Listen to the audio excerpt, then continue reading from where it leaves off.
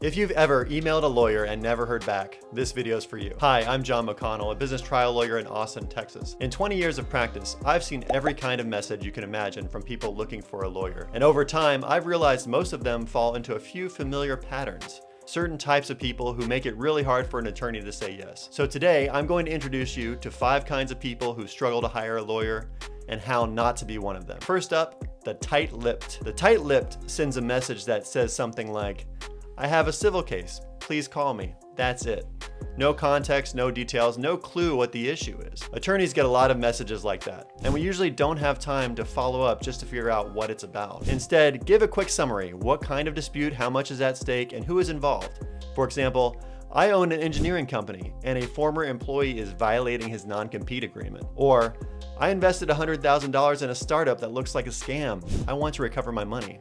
Short, factual, and clear. That's all we need to decide if we can help. Next up, the novelist. The novelist writes way too much. I once got an email that started something like, "Back in 1998, I met my future business partner at a barbecue," and it went on for 10 pages. I actually printed it out to make it easier to read and never made it past page 2. So if your email takes more than a minute to read, you've lost your audience.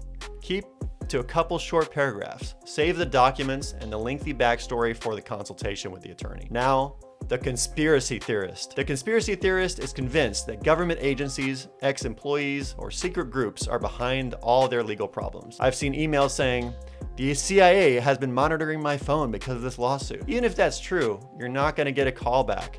Anything that sounds paranoid or far-fetched sends attorneys running to the hills. Stick to verifiable facts. Next, the blamer.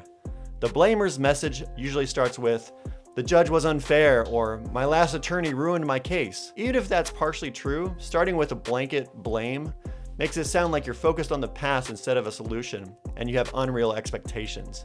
A better approach is something like, "I had a previous attorney, but I'm looking for someone who can provide the case with a fresh perspective." That shows you're reasonable and serious about moving forward.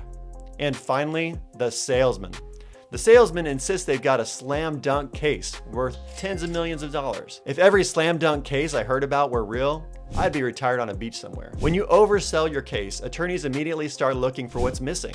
Remember, we're trained to be skeptical.